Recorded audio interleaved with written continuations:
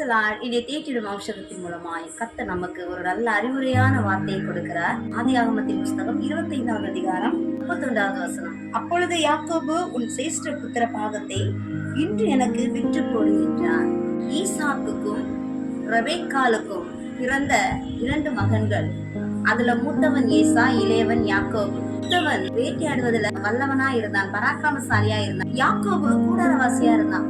ஒரு நாள் ஏசா வெளியில வேட்டையாடிட்டு வரும்போது மிகுந்த பசியோடு வருகிறான். அந்த நேரம் பசினால யாக்கோபு இடத்துல அவன் பயிற்றங்குள் சமைச்சிட்டு இருக்கும்போது அதை சாப்பிட தருமாறு கேட்கிறான். ஆனா உடனே யாக்கோபு என்ன பண்றான், உன் சிரேஷ்ட புத்திர பாகத்தை எனக்கு விற்று கொடுன்னு சொல்றான்.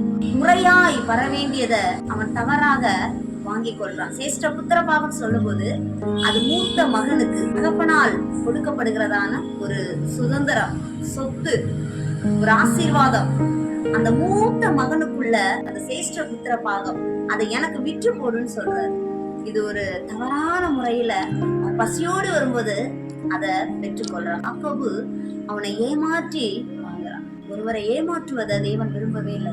யாக்கோபு வளர்ந்து வரும்போது அவருடைய மாமாவாகிய லாபான் அவனை வேலை செய்யும் போது கூலி கொடுப்பதுல ஏமாற்றுகிறான். நாம ஒருவரை ஏமாற்றும் பொழுது நாம் இன்னொருவரால நிச்சயமா ஏமாற்றப்படுவோம்.